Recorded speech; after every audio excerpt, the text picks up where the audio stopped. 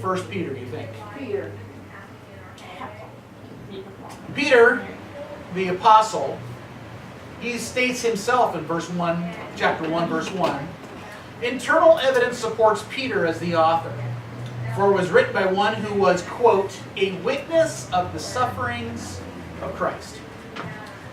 Early sources in church history also attribute this letter to Peter, including a couple of church historians. Peter was also assisted, when Peter kind of did his own thing, by a guy named Silas. Now, you know who Silas was? Who was Silas? The ghost my mom said was in her house. Nay, barely nay. Who was Silas? Anybody remember who Silas was? I think it's very interesting. I would love to do a study someday on the person of Silas, because he's kind of a quiet guy in Scripture. He comes onto the scene during Paul's third missionary journey. He went on Paul's third and fourth missionary journey with him. Okay?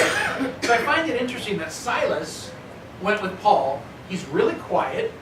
The only thing we know about Silas is he was Paul's co-worker on the missionary trips, and he's staying in prison with Paul. But he's also with Peter. Kind of quietly hangs out. So he hangs out with two of the great apostles in the early church. He hangs out. 1 Peter chapter 5, verse 12. We're on 5 already? Well, you are wanting some proof, so I'm giving it to you. Well, I was wondering why you were mentioning it when I didn't see it. 1 Peter 5, verse 12. He's right there. With the help of Silas, whom I regard a faithful brother, I have written to you briefly, encouraging and testifying that this is the true grace of God. Stand fast in it. So he mentions Silas, that he was with him. Okay? So it's interesting that Silas hangs out with both Peter and Paul. Who was the book of Peter written to? 1 Peter written to? Who do you think?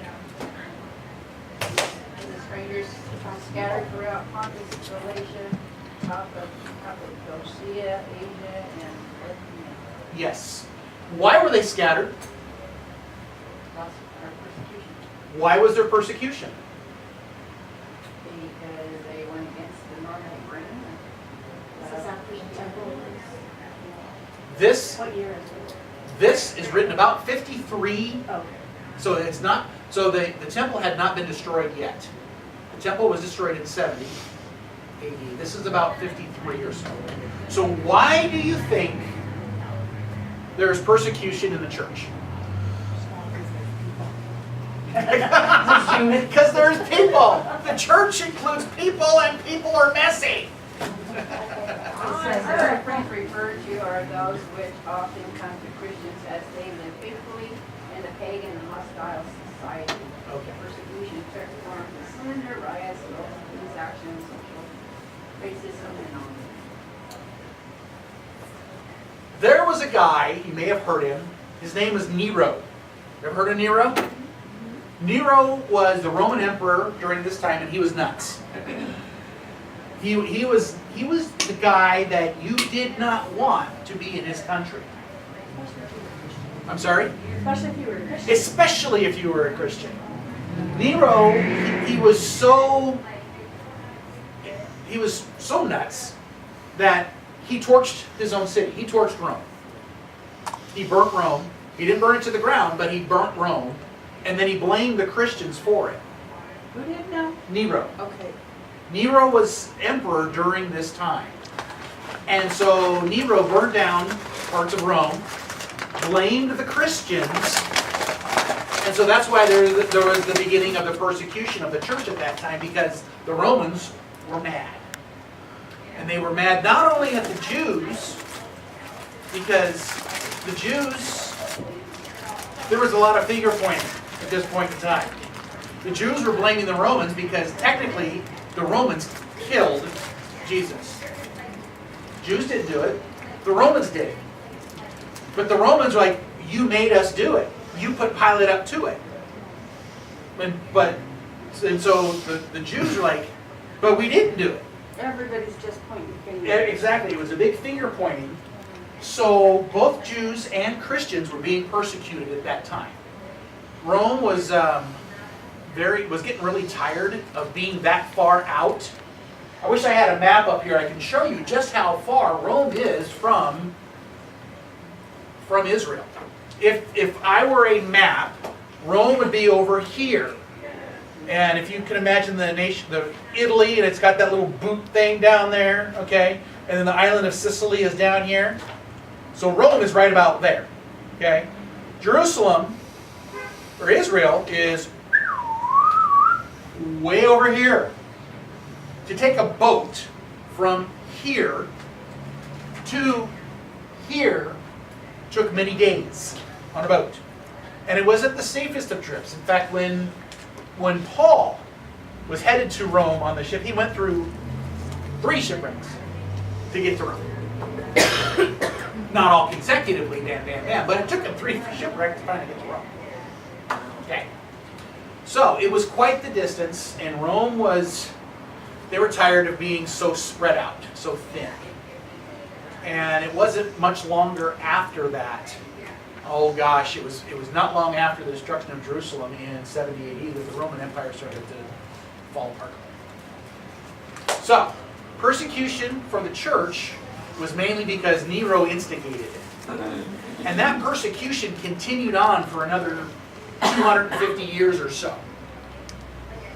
Until Constantine, and when I talked about this during church history class, Constantine in 325 tried to mend things together and keep everybody happy by blending all of the holidays.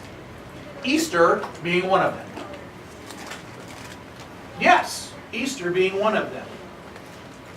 We won't go into detail on that one. But yes.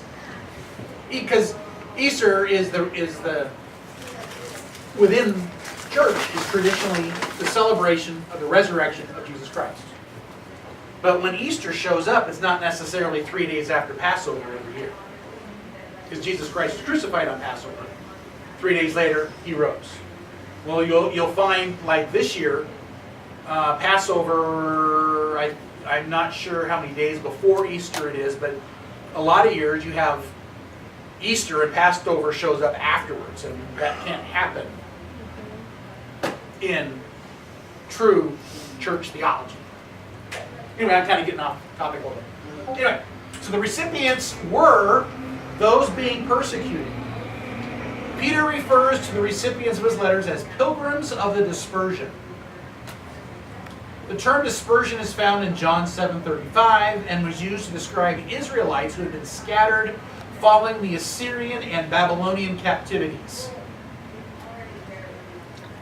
I'll kind of peruse over that next Sunday when I preach for Pastor Kevin. I'm going to talk a little bit about the captivities and how the Assyrians and the Babylonians did their thing. Those of the dispersion, or in old language, diaspora.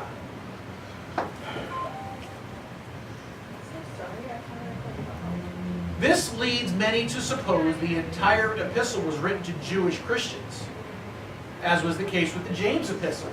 Because Peter, as we know, he was a Jew. He hung out with the Jews. He favored the Jews over the Gentiles. It was really hard for him to wrap his head, really, around the fact that Gentiles were the same as Jews as far as able to be saved. That was something hard for him to wrap his head around. That's why he had that vision.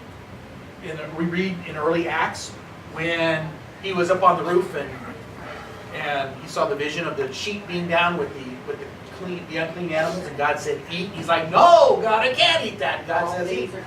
Right, okay. That was God telling Peter, hey, you know what? Jews and Gentiles are now, they're on the same playing field. It's no longer the Jews and these Gentiles are dirty people. You don't have Israelites and Samaritans anymore. You have mankind, whom Jesus Christ died for. So the recipients are Jews and Gentiles? Yes. Like I said, though, it was hard for Peter to wrap his head around that, though, just because of his upbringing. Peter's initial audience was Christian pilgrims who were living in Pontus, Galatia, Cappadocia, Asia, and Bithynia. That's what Sue had said. Provinces were down in Turkey. Paul had traveled extensively in some of these areas, along with Titus. So the gospel had been given much opportunity to spread throughout the region. As I mentioned earlier, the time and the place of this writing, this is about in the mid-50s, is when 53. 53-ish is when Peter was born. It was written before Nero committed suicide in 68. That's right. He committed suicide. He was nuts. And then 2 years later, the Romans sacked Jerusalem. And that's why Jesus literally said, not one stone will be attached to another, is what he was saying. Because what the Romans did is when they went to the temple, they realized there's money in there.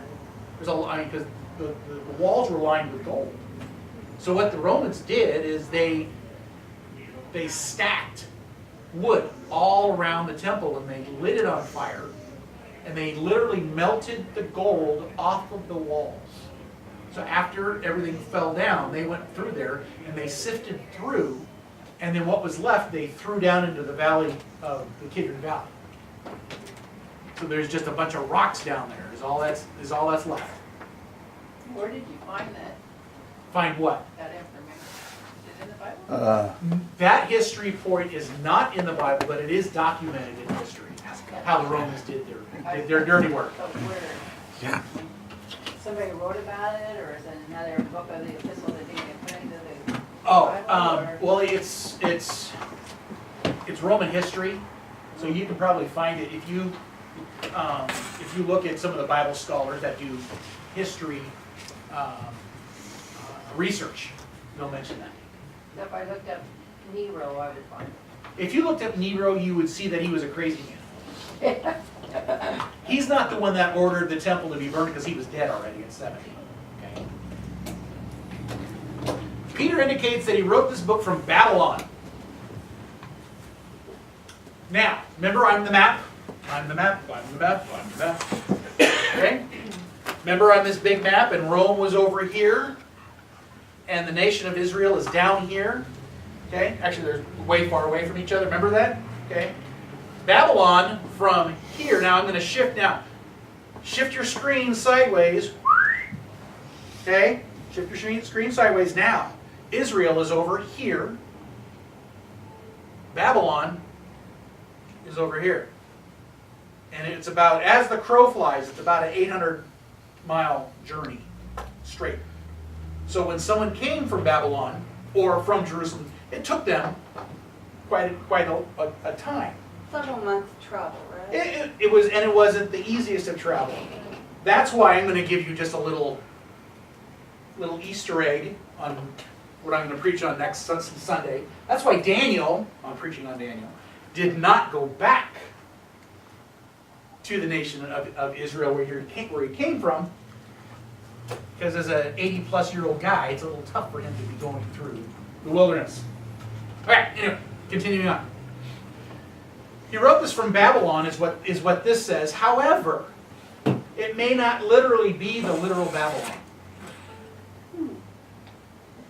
There are a number of scholars who believe that the term Babylon is a code word for somewhere in a secret place in Rome. And the reason why he did that was since the church was under persecution, if the Romans were to get a hold of this letter, they would know exactly where those people are that would be reading this letter. So, Peter was like, I'm writing to you this letter to you from secret place of Babylon. Okay?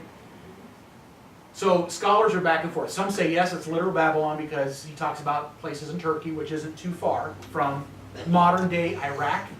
That's where Babylon is modern day Iraq, Baghdad. Okay, that's right around where modern day Babylon would be. So the letter could have been written from there because Peter mentions other regions close by, but he also is linked to being in Rome itself. In fact, that's where traditionally Peter was crucified, is in Rome. So, either one, just the fact is he wrote it from a place where there were other believers.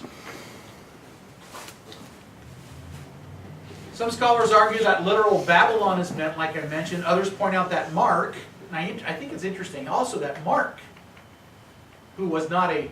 You realize the Gospel of Mark was written by... It's Peter's account of what happened. It was written by Mark, who was not a disciple. Think about that. Mark wasn't a disciple. No. Do you find his name in the list? I never thought about it. I used to assume. Yeah. Mark, Luke, John. Yeah. Yeah, Matthew was a disciple. Mark was not. Neither was Luke. Luke was a physician. He was Paul's personal physician. And Luke is the one that wrote not only the Gospel of Luke, but the book of Acts. Anyway, enough of that. But Mark was basically Peter's pen. Because remember Peter's background. What did Peter do for a living? He was a fisherman. He was a fisherman. That's all he knew. He knew how to throw nets. He knew how to pick up nets. He knew how to fish naked. Because that's what they did. So when Jesus said, put your nets over the other side, he was like, why are you telling me my job? I know what I'm doing. I know how to do this. I've been doing this for years. My father did this for years. His father did this for years. But he did it. But he did it. That's the thing. He recognized the authority that Jesus Christ had and did it. And was blessed. My point being, since he was a fisherman, he probably was not well educated. Yeah. Only the educated were able to read and write. So here's Mark, who I don't know exactly what his profession was, but we do know from Paul that he was the nephew of Barnabas. And so he had some connections with Barnabas there. And we do know from Paul that eventually Mark became valuable to Paul. So Mark more than likely wrote Peter's stuff. So Mark wrote the book of Mark, which is basically Peter's view of the gospel. And then Mark more than likely wrote 1st and 2nd Peter as well. There are 3 things that Peter writes. Number 1, the reason why he wrote the letter, the purpose of the epistle. Number 1, to encourage steadfastness in the face of persecution.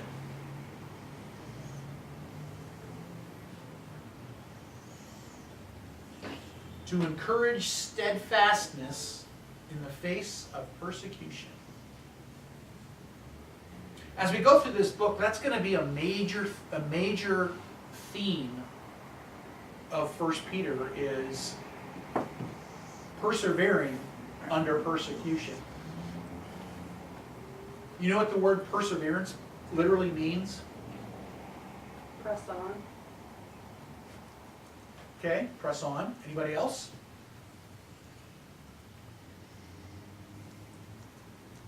Perseverance. Anybody?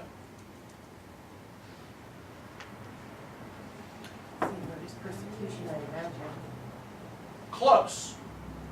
Perseverance, the word perseverance is actually in the original language, in the Greek is actually, it's a compound word. It's 2 words put together. It's the word hupomeno. Hupomeno. Hupo, H-O-O-P-O. Hupo. Meno is M-E-N-O. Okay. The word meno in the Greek language means I remain. The word hupo is a adjective. Remember Schoolhouse Rock? So I unpack my adjectives. Okay. Actually, it's not an adjective. I apologize. Hupo is a descriptive term. It means under. So, class, what does the word hupomeno mean? I remain under. Very good. Under, I remain. So, how does the term perseverance and under, I remain, how does that relate with each other? Well, you persevere under persecution no matter what, because you have that joy and that faith in Jesus Christ that was there and he's going to see you through it. So you just persevere through it, you follow after Christ. So how does the word hupo, under, meno, I remain, relate to the word perseverance? Does it have to do with staying under the authority? Staying under. How is a diamond formed? The pressure. Under pressure. Yes, I was gonna, thank you. Everybody's caught. Pressure. That's how a diamond is formed. If a diamond had its choice and it could say, I don't want this pressure anymore, stop, what would happen? It wouldn't be a diamond. It would. It would be maybe a diamond with inclusions. Inclusions. Occlusions, yes. Occlusion. I remember when Jennifer and I, we were working things out to get married. And I went down to a jewelry store down here with these little diamonds. And the lady, it was kind of funny. It was a lady, she was behind the counter. And she was looking at these things, she goes, oh. We're telling all my secrets. Go ahead. She goes, oh, these diamonds have occlusions. And I went, what's that? They're rocks, they're diamonds. And she says, oh, that means they're not the finest quality of a diamond. And I went, oh, really? Because those diamonds didn't have all the pressure that it needed to be a pure diamond.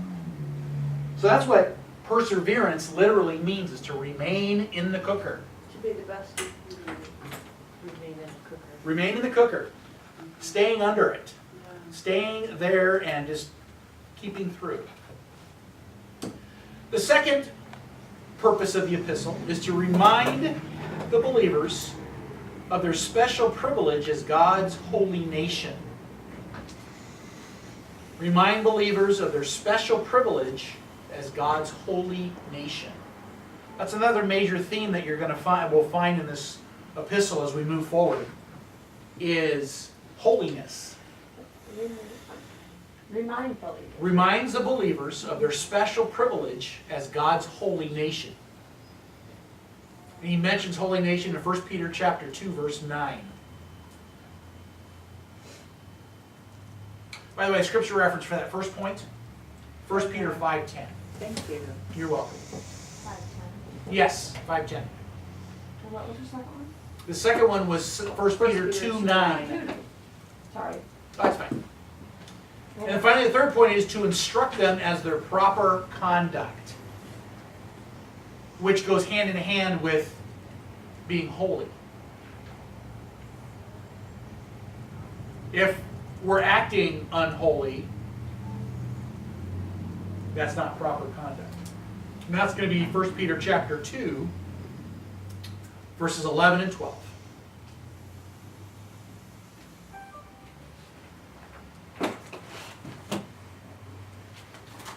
The theme of the epistle, the theme of our epistle,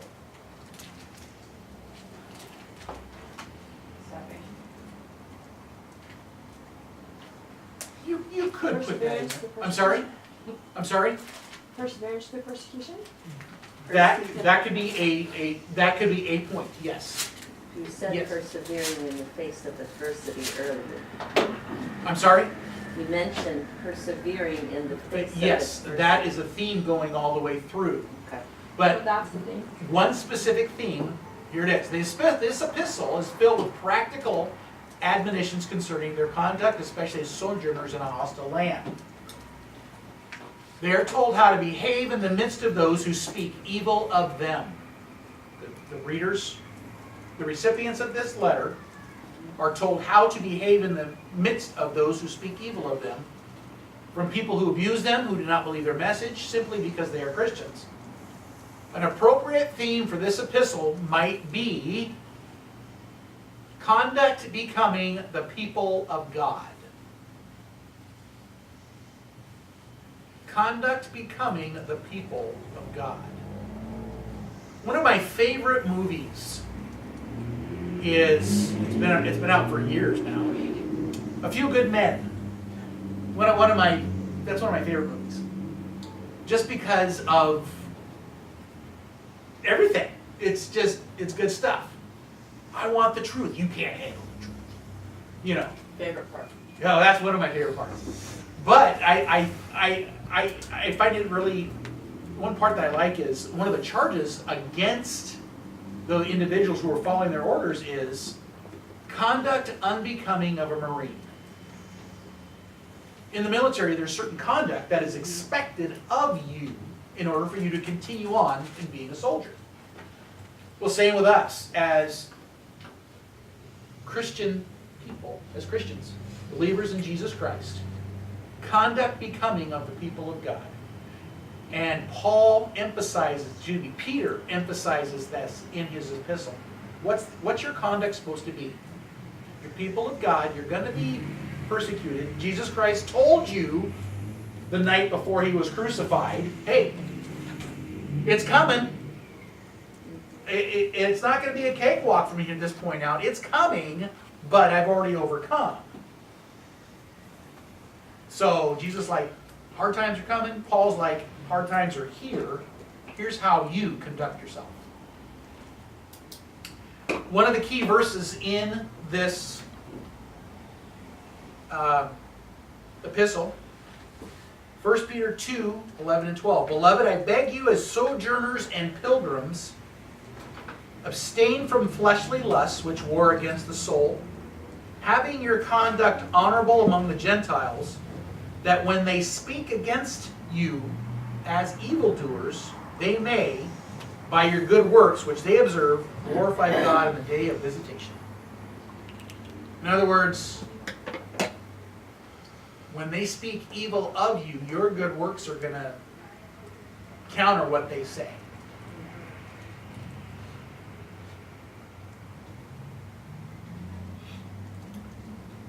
The simple outline, and we're still in the introduction of the book here,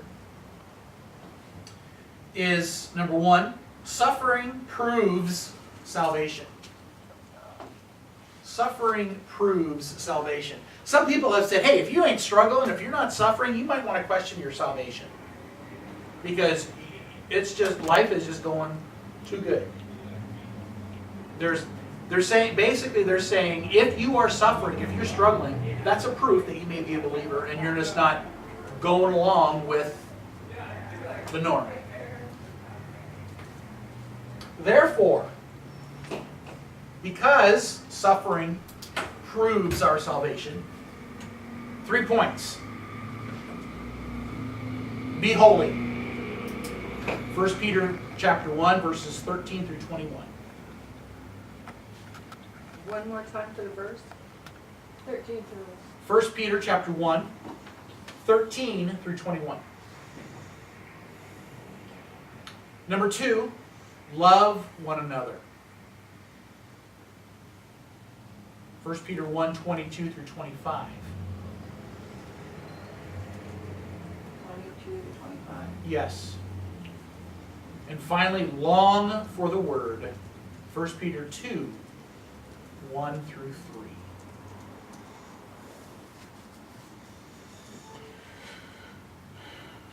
The second point in our outline is suffering produces holiness. It not only proves salvation, but it produces holiness. That hupomeno that I described earlier, Bingo. Right here. Therefore, pursue excellent behavior in these 3 areas. Number 1, towards authority. Ooh. Towards authority. 1 Peter 2, 11 through 25.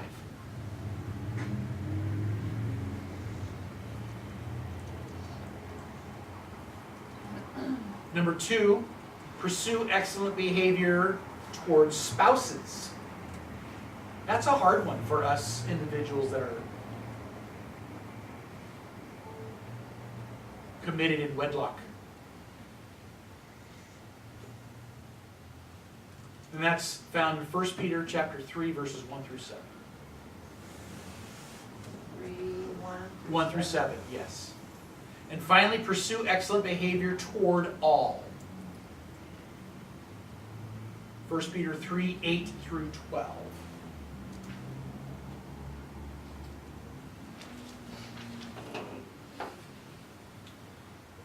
Point number 3 in our outline, Christ suffered for us. Therefore, point 1, we live for the will of God. It's all about the will of God. Last night in our NDU class with Dr. Anderson, Scholar Maria was conversing with Dr. Anderson. I was.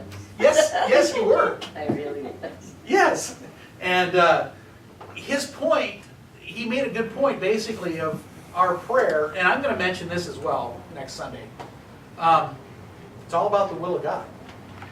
It's all about the will of God. And when we come to the point in our Christian walk when we can submit ourselves to the authority of the Most High,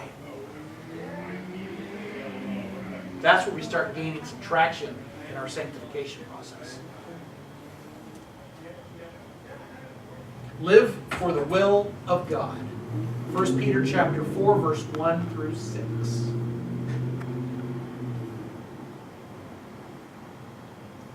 Number 2, exercise spiritual gifts.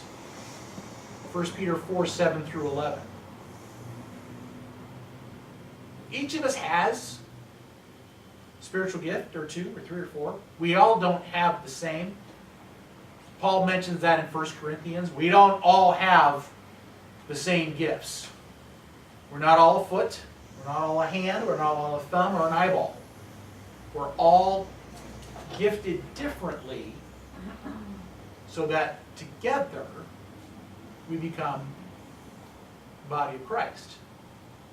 Now, some of us have certain talents, and then others of us have other talents. And I like what, it was about a year and a half ago, Pastor Kevin was going through a leadership thing.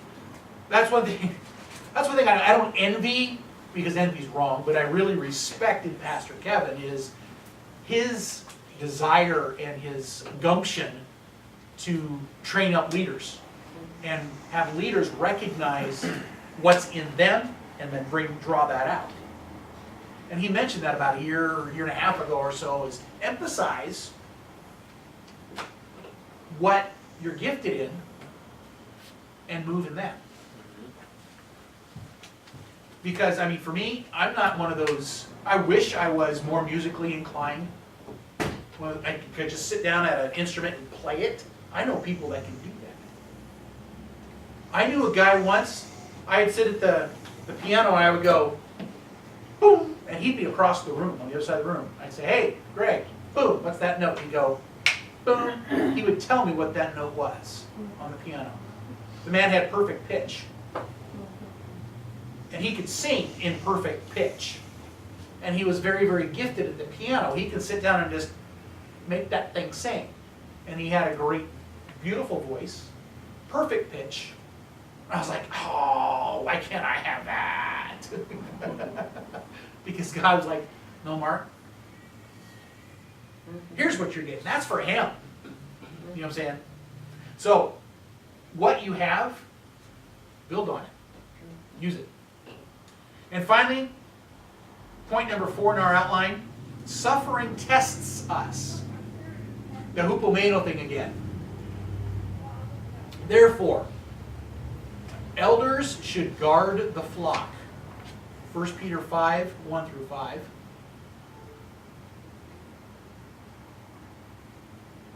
Could you give that reference again? 1 Peter 5, 1 through 5.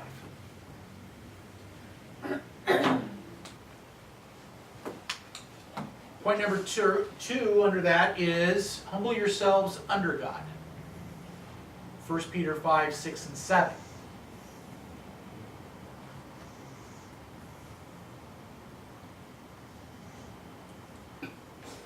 And finally, because suffering does test us, therefore we are to stand firm.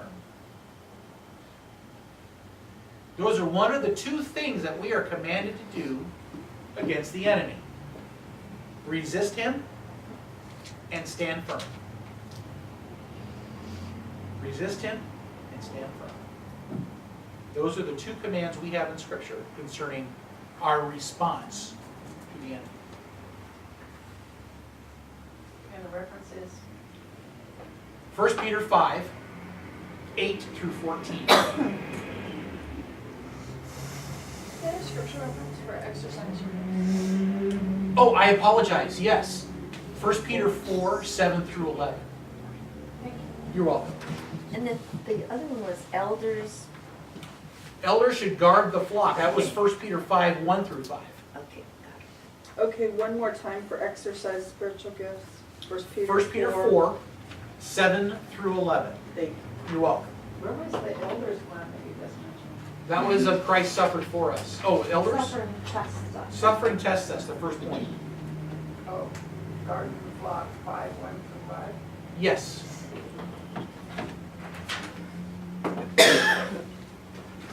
In this epistle, Peter has 7 portraits of Christ. He describes Christ 7 different ways.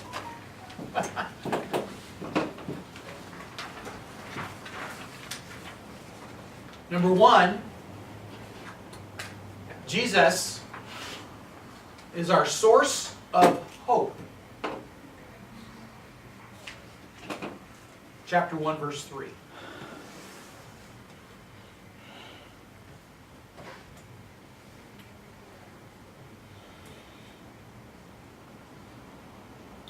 Number 2, Jesus is the sacrificial lamb. And that's very important to keep in mind that during this Passover season, the sacrificial lamb. And that's chapter 1, verse 19.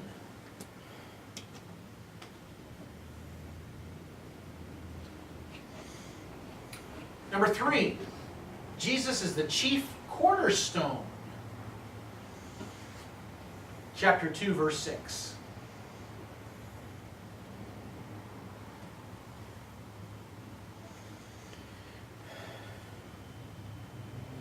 Number 4, Jesus was the perfect example.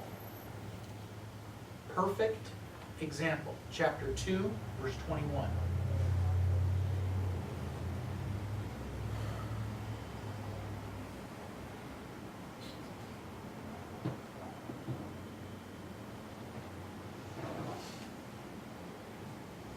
Number 5, Jesus is the shepherd and the guardian.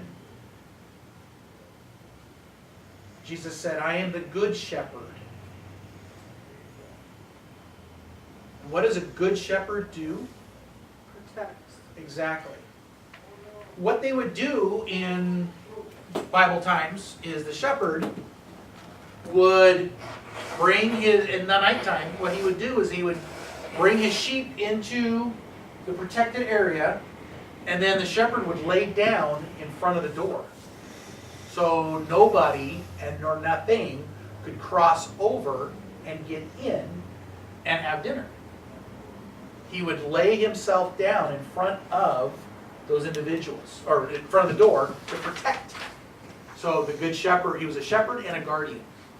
Yes? And just one more little thing, they used ox goads, and what ox goads were just long staffs with a point on the end, and they would goad the the sheep or the oxen or whatever to make them go, but it was also their protection against lions and bears. Yes.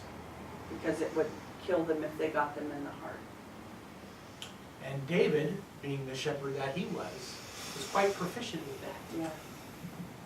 It's also interesting in that 23rd Psalm, he talks about the rod and the staff. That comforts him. Yeah. Because you got it. I'm sorry? Did you do scripture for that one? No. Oh, shepherd and guardian, I apologize.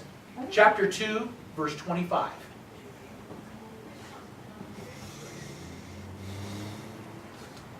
Number 6, Jesus Christ is the exalted Lord.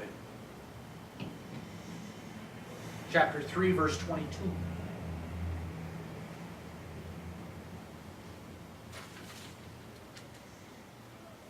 And finally, Jesus Christ, he's not only the good shepherd, but he's the chief shepherd. The chief shepherd. And that's verse 5, chapter 5, verse 4.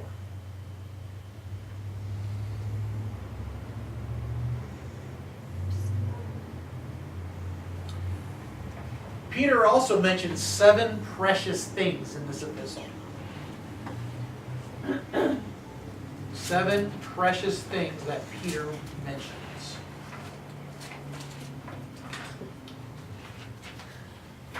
And it's interesting that some of these things you go, why would he call them precious? Precious, my precious. The first thing that Peter considers precious is the painful trials. Chapter 1, verse 7. Now, why do you think Peter would consider painful trials as precious? Because without pain, you have no You keep joy. taking my answer. What was it? I started singing. Oh, under pressure. Yes. She's got that tune. Rolling.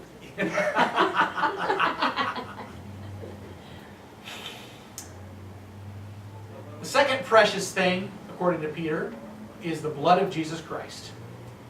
That should be first. That should be first, but chronologically, well, true, yeah. Blood of Christ, chapter 1, verse 19. There's an awful lot in this first chapter. There is. There's quite a bit. This is the original study guide that I was going through. We could do 3 classes on it easily. It was very detailed, and so I watered it down so we could get it all in one class.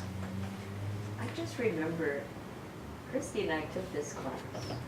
That's okay, we're doing it again. Oh, We're doing it again. Oh, do you want to teach it? No. Okay. But I just saw this and I thought, oh, We took this class. Peter and I were. Yeah, you guys are. we're friends. I've been. That's one of the things I like Peter because I so much see myself in him. Well, the thing about Peter is you can read it when you're happy, you can read it when you're sad, you can read it when you're joyful, you know.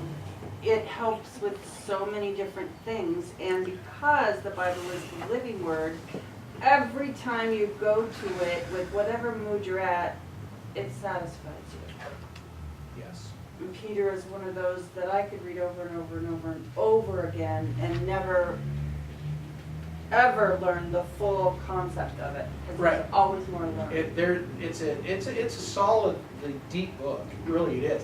And what's interesting, we're going to touch on this later on, is he mentions Paul in his writings, and he says, now Paul says some things that are pretty hard to wrap your head around. And I'm thinking, really, Peter? Because you have a few things as well that we're going to go over, it's like, that are just as tough to chew on. So yeah, you're saying that Paul has some stuff that's hard to comprehend? What about you, long I can just hear Peter go, no, mine's nothing compared to that dude. Yeah, exactly. Number 3. Jesus Christ is the living stone.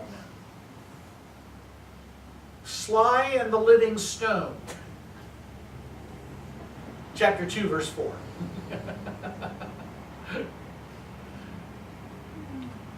do you mean by sly? He's being funny.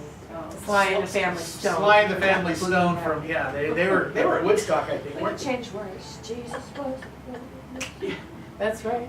Were they at Woodstock? I don't know. I wasn't there. I wasn't there either. Vic? All right, I was there, but I was too stoned to remember. At least he's honest. Thank you for your honesty. Yeah, no, I have no idea. Number 4, not only is Christ the living stone, but he is also Christ the cornerstone. The stone, a precious cornerstone. That was Leon Patillo.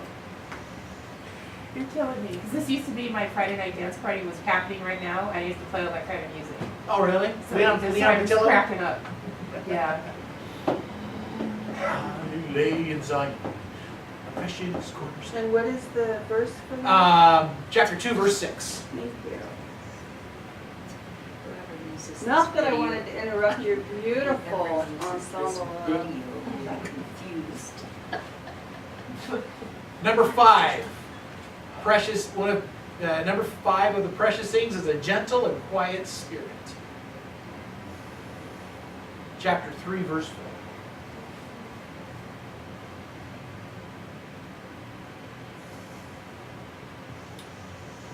Peter also points out a precious thing, the believer's faith, and that's in 2 Peter chapter 1, verse 1.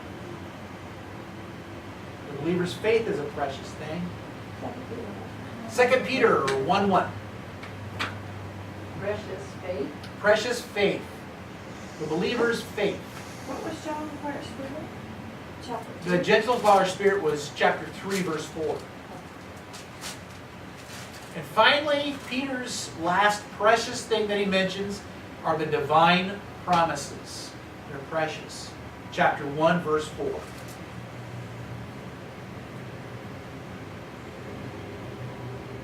And that's First Peter or Second Peter? The divine promises are 1 Peter. Thank you. The believer's faith is 2 Peter. That's the only second. 1 through 4? 1, 4. 4. Thank you. Yes. The first one, painful trials. I didn't get the scripture reference for that, please.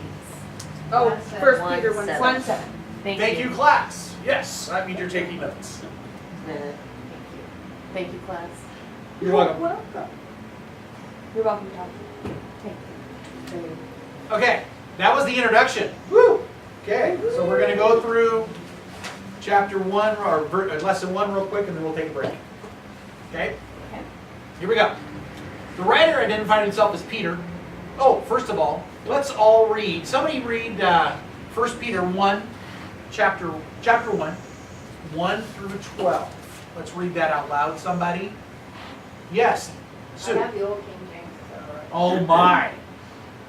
Well, 1 through 12, verses 1 through 12. everybody like, Peter, an apostle of Jesus Christ, to the strangers scattered throughout Pontus, Galatia, Cappadocia, Asia, Bithynia, God's elect according to the foreknowledge of God the Father through sanctification of the Spirit unto obedience and sprinkling of the blood of Jesus Christ, grace unto you and peace be multiplied. Blessed be God, the Father of our Lord Jesus Christ, which according to his abundant